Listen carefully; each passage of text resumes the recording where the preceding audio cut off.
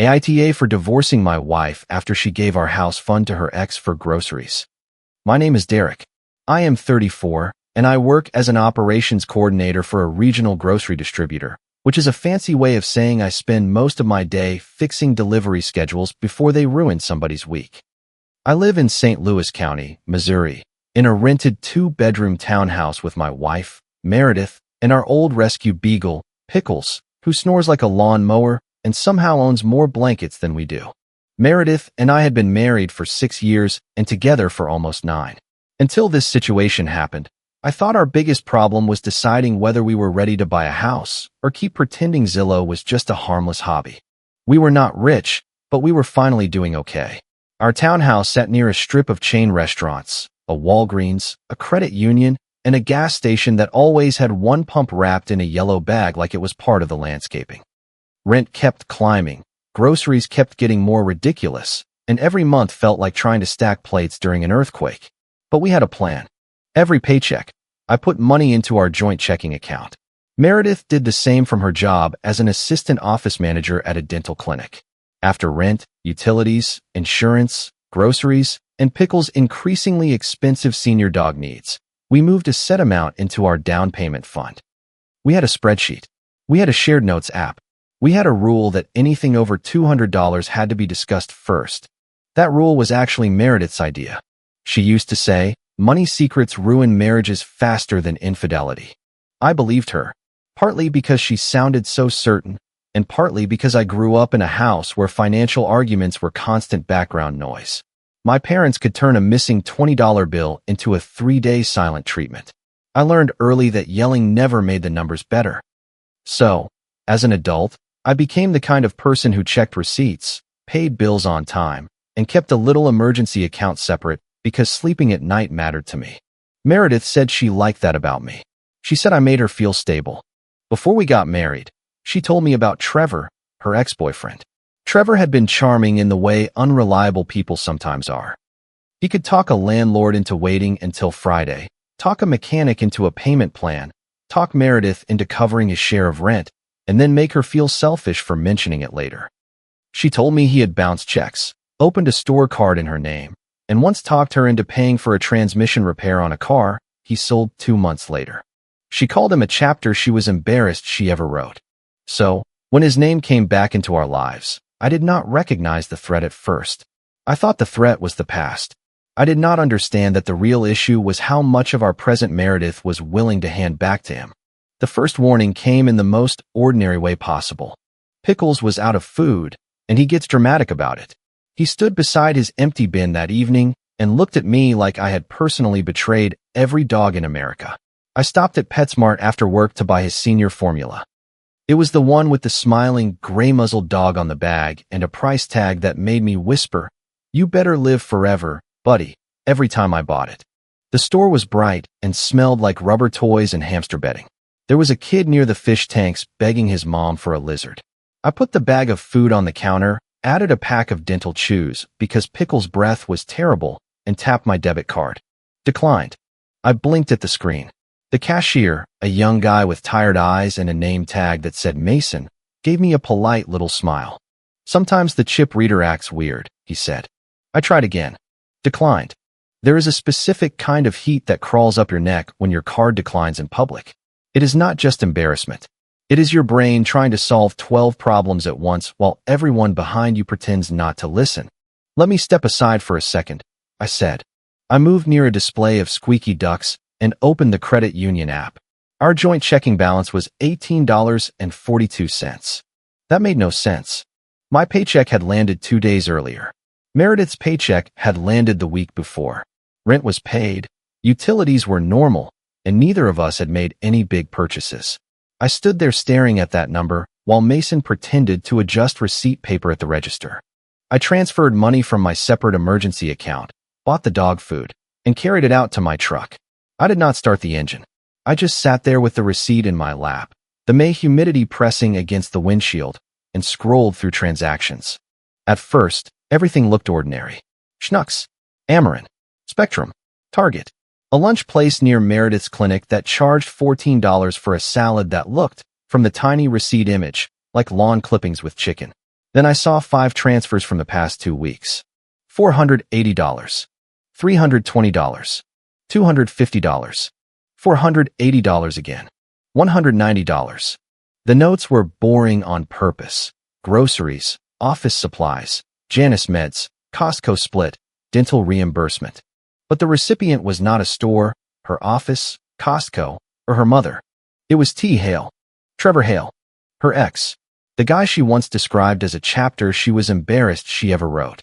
I sat in the parking lot long enough for the streetlights to come on. Cars pulled in and out around me.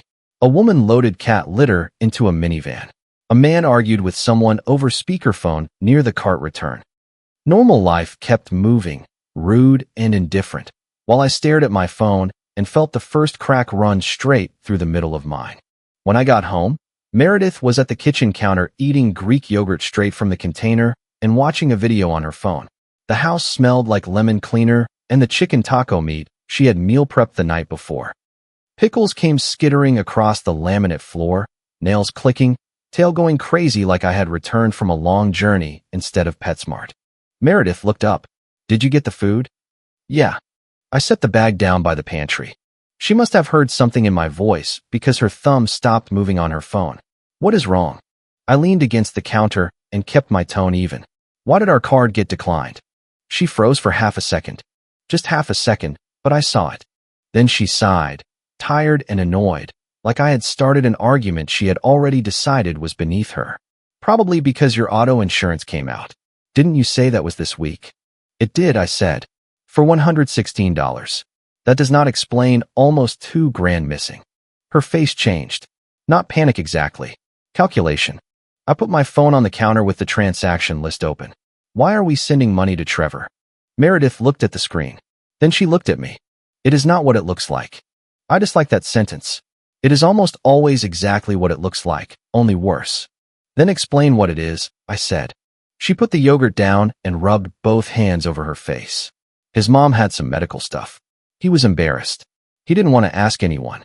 I just helped a little." "Why does it say groceries?" "Because I knew you would overreact." That was the first time something in me went perfectly still. Not angry, not loud, just still. "You hid money going to your ex under fake labels because you were worried about my reaction?"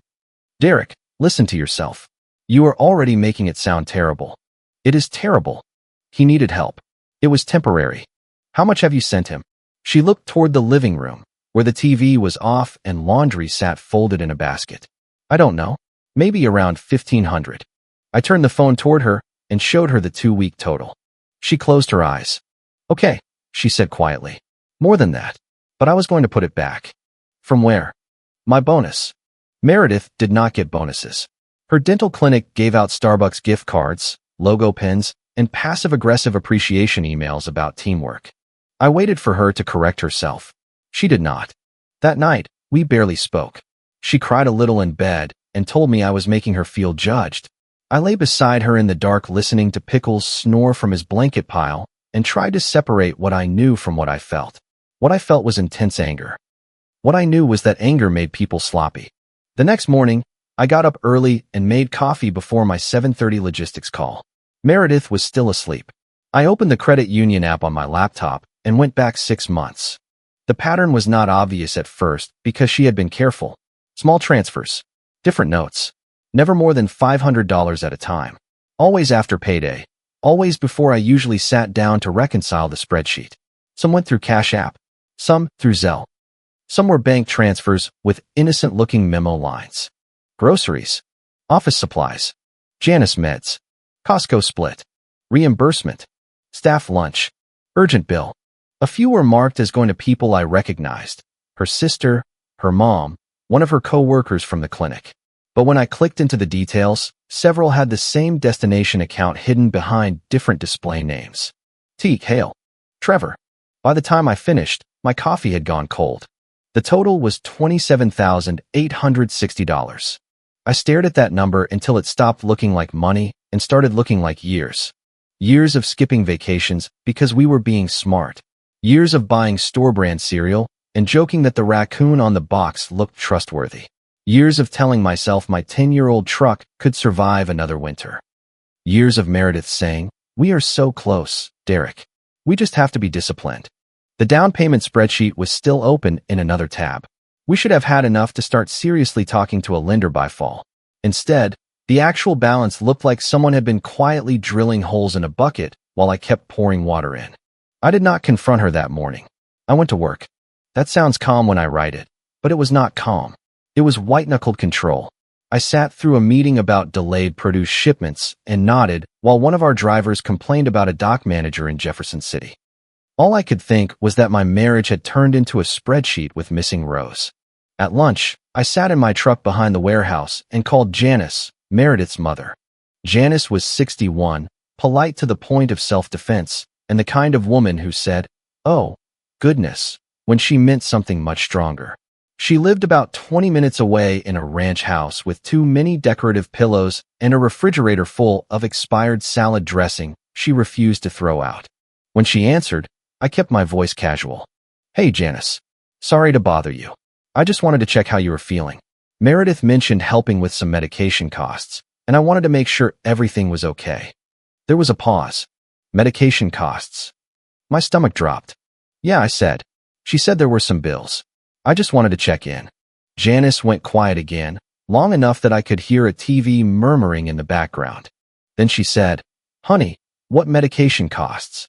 My insurance covers everything except that ridiculous eye drop, and I complained about that in March. Meredith didn't pay for it." I closed my eyes. "Maybe I misunderstood," I said. "Derek," her voice got softer. "Is everything all right?" I looked through the windshield at a row of loading bays and a guy eating a sandwich on a pallet jack like it was a park bench. "I'm trying to figure that out," I said. That was the first real crack in Meredith's story. Not a feeling, not suspicion, a fact. The ultimate truth came from an iPad. Meredith had an old iPad she used for recipes, laundry folding shows, and occasionally ignoring me from a second screen, while also ignoring me from her phone.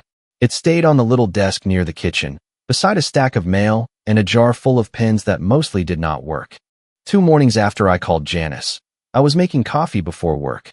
The house was quiet except for the drip of the machine and Pickles shuffling around under the table, hoping breakfast might happen early by legal accident. The iPad lit up. "Trevor, did he notice the second Route Pro withdrawal?" I did not touch it at first. I just stood there, coffee mug in my hand, watching the screen dim. Then it lit up again. "Trevor, Mir, I need to know if I can tell Donnie we're good for Friday. Machines don't get placed without deposits." Machines. Not medical bills. Not rent. Not his mother. Machines. My first instinct was to wake Meredith up and put the iPad in her face. Instead, I stood there breathing through my nose like I was trying to stay completely grounded. Then I picked it up. I know some people would say I crossed a line by checking her messages. Maybe I did. But she had already compromised our bank account, our marriage, and the future I thought we were building. There is a point where privacy stops being a shield and starts being a hiding place. The iPad was still synced to her messages. The thread went back 6 months. Trevor had bought, or was trying to buy, a struggling vending machine route. Office buildings, laundromats, 2 auto shops, and supposedly a community college campus. He needed deposits for refurbished machines, route software, product inventory, placement fees, repairs, a box truck rental, and something called Route Pro that appeared to be the software he used to track sales and restocking. Meredith had not been helping him through a rough patch. She had been funding his business. Trevor kept telling her the LLC was almost ready to add her officially. He promised her a 30% stake once things were clean enough, and said she was getting in before the business turned profitable. Every time she hesitated, he sent a picture of a machine, a blurry screenshot of numbers, or a voice memo about how close they were. There were messages where she pushed back. "Meredith, I can't keep pulling from the account. Derek checks everything." "Trevor, then make it look like regular stuff. You said he doesn't question grocery runs." "Meredith, don't talk like that." "Trevor, I'm saying be smart. This is for your future too." My hands felt cold. Then I found the message that ended the part of me still trying to explain it away. "Meredith, Derek thinks the down payment fund is still short because of rent and groceries. I hate lying, but I can't have him shutting this down before it turns into something." "Trevor, you said once this route cash flows, you're done pretending you're happy." "Meredith, I said I need options. Don't twist it." "Trevor, Options with me or without me. Meredith, I don't know. I just know Derek would never take a risk like this. There it was. I had been the safe option. Trevor was the risk. And she had used my paycheck to buy herself a backup plan. For a minute, I stood in the kitchen with the iPad in my hands and listened to the coffee machine sputter at the end of the pot. A normal little household sound. Something we had heard 1,000 times. Behind me, Pickles sneezed and pawed at his bowl. My marriage did not end in a screaming match. It condensed. It shrank down into one clear thought. Do not react until you can protect yourself. I took pictures of the messages with my phone. Then I took screenshots directly from the iPad and sent them to myself. I exported bank statements. I saved copies of Cash App and Zelle confirmations. I downloaded the spreadsheet that showed what our down payment fund should have been compared to what it actually was. I put everything in a folder on my phone labeled Pickles Vet Records because I did not trust myself to name it anything obvious. Then I went to work like normal. That was the hardest day of my adult life. I answered emails. I fixed a delivery issue with a Kroger order. I ate half a turkey sandwich and tasted none of it. Around 1 p.m., I searched for divorce attorneys in St. Louis County and called one named Priya during my lunch break. She answered like a person who had heard every version of disaster and did not have time for theatrics. I gave her the short version. Joint account. Transfers to my wife's ex-fake labels. Vending machine business. Messages about hiding it from me. Almost 28 grand. I expected her to tell me I was overreacting or that because it was a joint account, there was nothing to do. She did not. Joint account means access, she said. It does not mean there are no consequences for dissipation of marital assets, especially if the money was diverted for a purpose unrelated to the marriage and concealed from you. I gripped the steering wheel. What do? Do not threaten her. Do not empty the account out of resentment. Do not delete anything. Preserve financial records, screenshots, and account statements. Stop using the joint account for anything except necessary shared bills until we know more. Separate your direct deposit immediately. If you have premarital funds in a separate account, keep documentation and do not commingle them. She paused, then added, act cleanly. Angry people make messy witnesses. That sentence probably saved my case. The next morning, I went to our credit union before work. The branch manager, Glenn, was a careful man in his 50s with silver hair, rimless glasses, and the calm voice of someone who had explained overdraft fees to every personality type in the county. I told him I needed to separate my direct deposit and set up an individual account. I did not ask him to do anything questionable. I did not ask for information I was not allowed to have. I showed my ID, opened a new account, and asked for printed copies of statements from the joint account I was legally on. Glenn looked at the transfer pattern and then at me. I cannot give you legal advice, he said. I know, but I can tell you how to stop your paycheck from landing in an account you no longer trust. That is what I need. He helped me with the forms. He was professional, but there was a moment when the printer jammed and he had to open the tray. He said quietly, keep everything, even the envelopes. I changed my direct deposit that afternoon. I moved the remaining money from my individual emergency account into the new account at a different bank, with documentation showing it had been mine before the marriage. I paid the next month's rent directly and saved the receipt. I moved subscriptions one by one. Car insurance, phone bill, Pickles pet insurance. The streaming service Meredith swore she never watched, but somehow had 6 profiles on. Priya sent a follow-up email that said, please preserve all financial records, screenshots, and account statements. Do not delete messages or alter shared accounts outside normal bill payment. I printed that too. Then I bought a plain blue folder from Walgreens and put everything inside. For 3 days, I said nothing. Meredith noticed, of course. She was not foolish. She came home from the clinic smelling faintly like mint polish and hand sanitizer, dropped her purse by the door, and watched me from the kitchen while I loaded the dishwasher. Are you mad? She asked. I am tired. This is about Trevor. I put a plate in the bottom rack. It is about trust. Her eyes filled up immediately. A month earlier, that would have affected me deeply. Meredith crying had always flipped some old switch in me. Fix it. Calm it down. Make the room safe again. But now I could see the structure of it. The tears arrived before the accountability. I already told you, she said. He needed help. Why can't you let me be a decent person? I looked at her then. Because decent people do not hide behind fake grocery labels. She recoiled like I had deeply offended her. That is cruel. No, I said. It is accurate. She slept on the couch that night. Or pretended to. I heard her whispering on the phone around midnight, but I did not get up. I just lay in bed with Pickles pressed against my leg and stared at the ceiling fan moving shadows around the room. The confrontation happened on a Sunday afternoon after her mother came over for lunch. I did not invite Janice to ambush Meredith. I invited her because Meredith had used her name in the lies, and I wanted one conversation where nobody could rewrite the facts later. Also, if I am being honest, I needed another person in the room so I would not let Meredith turn the whole thing into a private fog of crying, defensiveness, and half-truths. Meredith made chicken salad sandwiches on croissants from Costco. They were the ones she usually bought for family lunches when she wanted to seem more put together than we actually were. Janice brought a container of pasta salad and a grocery bag full of tomatoes from her neighbor's garden.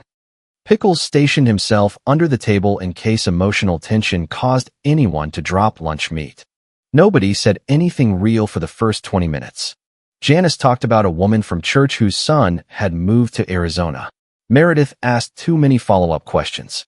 I drank iced tea and listened to the clink of forks against plates. Finally, Janice looked between us and said, "Is everything okay?"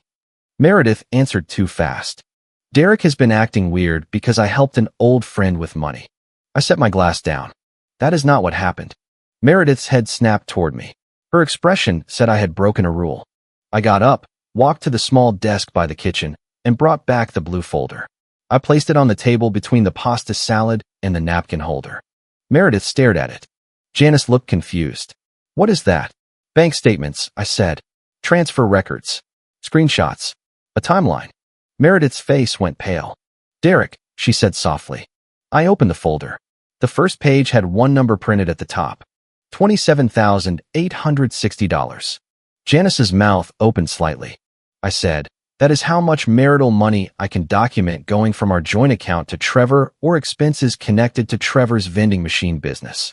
Some of it was labeled as groceries, some as reimbursements, some as office supplies, and some of it was labeled as medication for you, Janice." Janice turned to Meredith slowly. "Medication?" Meredith whispered. "Mom, it is complicated." Janice's voice shook. "Did you use my name?" Meredith looked down. That was answer enough. Janice stood up so fast her chair hit the wall. Pickles scrambled out from under the table. "Meredith, do not make me sit here and find out my name was used to drain your marriage," Janice said. "Tell the truth." Meredith started crying. "I was going to fix it," she said. "Tell the truth," Janice repeated. Meredith wiped her face with the heel of her hand. Trevor had an opportunity. A real one. Not one of his stupid ideas from before. He had vending placements lined up. He just needed capital to get the route stable. I was going to be added to the LLC. 30%. It could have paid for the house faster than our little transfers, every paycheck. "With him," I said. "Using our money." Her eyes flashed. "I was trying to build something. You were hiding money from your husband and sending it to your ex. Because you would have shut it down immediately." "Yes," I said. "I would have." She threw her hands up. "That is exactly the problem. You think every risk is a threat. You want everything safe and slow and controlled. No, I want consent before my paycheck funds Trevor's LLC." She flinched at the word consent. Then came every version of the truth except the full one. Trevor had manipulated her. She had only wanted to help. She had been investing for us. She had felt trapped by my caution. She had never planned to leave me. I opened the folder and slid one screenshot across the table. "Derek thinks the down payment fund is still short because of rent and groceries. I hate lying, but I can't have him shutting this down before it turns into something." Below it was the other exchange. "Trevor, you said once this route cash flows, you're done pretending you're happy." "Meredith, I said I need options. Don't twist it." "Trevor, options with me or without me." "Meredith, I don't know. I just know Derek would never take a risk like this." Meredith stared at her own words. The room went so quiet I could hear the refrigerator hum. Janice sat back down slowly and put one hand over her mouth. Meredith's voice got smaller. I was confused.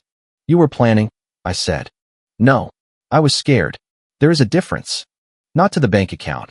She looked at me then, and for 1 second I saw the person I had married. Not innocent, not honest, but scared in a way that was real. That almost got me. It almost pulled me back into the habit of softening the facts to make the room survivable. Then she said, I can get it back. Trevor said the campus machines are already making money. We just need another month. I laughed once. Not because it was funny, but because some part of me finally understood. She was not sorry she did it. She was sorry the bet had not paid off before I found out. Janice closed her eyes. Oh, Meredith. My phone rang. The screen showed a number I did not recognize, but somehow I knew who it was. I answered and put it on speaker. This is Derek. A man's voice came through, easy and familiar, like we were buddies who had once shared a grill at a neighborhood cookout. Derek, man, it is Trevor. We should talk adult to adult before this gets messy. Mir told me you are freaking out. Meredith reached for the phone. I pulled it back. You are on speaker, I said. Her mother is here too. Silence. Then Trevor cleared his throat. Okay, well, look, the money was an investment. Nobody stole anything. I looked at Meredith. She had both hands pressed against the edge of the table. Then you have paperwork with my signature? I asked. Another pause. Why would we need your signature? Because you took marital funds from a joint account for your LLC, and I did not consent. My attorney will be requesting every record tied to those transfers. Placement agreements, route pro expenses, inventory purchases, anything Meredith funded. Trevor stopped, sounding relaxed. You don't want to drag this into a legal battle, he said. It makes everyone look bad. No, I said. It makes you look like a man who let someone else's wife fund his business with money that was not hers alone. That is not fair. She believed in the business. Then pay her back. He exhaled loudly. Cash flow is tight right now. You have to understand how routes work. Upfront cost is heavy, then you scale. I understand enough. Derek, he started to say. All further communication goes through my attorney, I said, and I hung up. Meredith stared at me like she did not recognize me. Maybe she didn't. Maybe I had spent so long being the calm one, the careful one, the person who absorbed panic and turned it into a plan, that she mistook restraint for permission. She started crying heavily. Janice cried too, quietly, with one hand over her mouth like she could hold the shame in. I looked at Meredith for a long moment. My wedding ring felt tight on my finger, though it never had before. I took it off and set it next to the folder. I am filing for divorce, I said. Not because you made one mistake, but because you kept choosing the lie. And I am not discussing reconciliation while you are still protecting him. Meredith folded over herself, elbows on the table, face in her hands. I wanted to feel victorious. I did not. I felt tired down to the bone. The next few weeks were exhausting, but not dramatic in the movie way. No screaming in the rain. No police knocking at midnight. No grand confession under streetlights. Just paperwork, bank appointments, attorney emails, mail forwarding, lease questions, password changes, and the slow humiliation of separating a life one automatic payment at a time. Meredith moved into her sister's spare room in Baldwin. Her sister, Carla, was furious with her, mostly because Meredith had also borrowed $1,200 from her and claimed it was for dental work. Janice stopped taking Meredith's calls for 2 weeks, then agreed to meet her for coffee only if Meredith started therapy and brought actual bank statements instead of explanations. I stayed in the townhouse until the lease ended because moving immediately would have cost more than I could justify. The place felt haunted by ordinary things. Meredith's favorite mug was gone, but the cabinet still had the empty space where it used to sit. Her shampoo disappeared from the shower, but one of her hair ties remained on the towel hook. Pickles kept checking the front door around 6:15 p.m. every evening for the first week, then gave up and started sleeping on her side of the bed. Priya filed for divorce and included documentation of the transfers as dissipation of marital assets. She was clear from the start that I should not expect some perfect television ending where a judge slammed a gavel and ordered every dollar returned by Friday. The law is not a refund counter, she told me, but documentation matters. A lot. It did. The settlement credited a significant portion of the missing money against Meredith's share of our remaining assets and debts. I did not get all of it back. Some of the money was simply gone. Some had become vending machines with bad compressors, stale chips, and disputed placement agreements. Some had become inventory bought on a credit card Meredith had opened in her name and tried very hard not to mention. She had to take responsibility for that credit card balance. Priya made sure of it. Trevor's vending route collapsed faster than I expected. I learned pieces through the legal process and pieces through the small-town gossip pipeline that somehow operates even in suburbs full of chain pharmacies and cul-de-sacs. He had overpromised placement agreements and underreported repair costs. One auto shop kicked out 2 machines because they kept eating customers' money. A laundromat owner said Trevor missed restocking twice in 1 month. The community college deal, the big one he kept waving in front of Meredith like a lottery ticket, had never been finalized. He had been using it as bait. The most satisfying consequence was not legal. It was an email. About 2 months after I filed, Meredith forwarded Priya and me a scanned letter from Trevor. It was written like a business apology by someone who had searched for professional liability phrases online and picked the worst ones. He called it an unfortunate misunderstanding. He referred to the money as an informal funding arrangement. He said repayment would require patience due to unexpected route instability. Priya replied with 1 sentence. All further communication should go through counsel. I printed that email and put it in the blue folder. Not because I needed revenge, but because I needed proof. For years, I had been the person who could be talked into doubting what was right in front of him if someone sounded hurt enough while denying it. The folder reminded me that facts did not stop being facts just because someone cried near them. The divorce was finalized 8 months after the dog food incident. I kept Pickles. Meredith did not fight me on that, maybe because even she knew the dog had chosen sides years earlier. He sat beside my chair during the final Zoom call with the attorneys, snoring so loudly that Priya paused once and asked, "Is that your dog or a small engine?" "Dog," I said. "Good," she replied. "Engines are more expensive." After the lease ended, I moved into a smaller apartment with terrible parking and a balcony just big enough for 1 chair and a basil plant I keep forgetting to water. The first night there, I ate frozen pizza off a paper plate while sitting on the floor because my table had not been delivered. Pickles slept on a pile of blankets beside the sliding door and passed gas in his sleep. It was not cinematic. It was not empowering in the way people like to describe starting over. Some mornings, it felt like waking up inside a receipt. But there was peace in knowing exactly what was mine. My paycheck went into my account. My bills were boring and predictable. Nobody turned my caution into a character flaw. Nobody called betrayal generosity. Nobody made me feel controlling for asking where the money went. I rebuilt slowly. Not heroically, just slowly. I bought the cereal I liked without comparing unit prices for 10 minutes. I got my truck serviced before winter instead of hoping the noise under the hood was just part of its personality. I took Pickles to the park on Saturday mornings and let him sniff the same bush for an unreasonable amount of time because neither of us had anywhere else to be. A few months after the divorce, I checked Zillow again. Not because I was ready to buy. I was not. The down payment fund had been gutted, and the settlement only repaired part of the damage. But the app was still on my phone, and one evening after dinner, I opened it without thinking. I saw a small condo with ugly carpet, old cabinets, and good light coming through the living room windows. The kitchen was too narrow. The bathroom tile looked like it had survived 3 different decades by refusing to participate in any of them. The listing description used the word cozy twice, which just meant small. Still, I looked at the photos for a while. For the first time in a long time, I did not imagine Meredith standing in the kitchen, arguing about cabinet colors, or saying we should stretch the budget because a house was an investment. I imagined Pickles sleeping in a sunbeam. That was when I understood something I had been circling for months. The house was never the dream. The dream was safety, honesty, a life where I did not have to audit trust like a bank statement. Meredith once told me money secrets ruin marriages faster than infidelity. She was right. She just forgot that the person causing the damage does not get to act surprised when the relationship ends. If you liked it, don't forget to leave a comment and support the channel by subscribing. See you in the upcoming stories.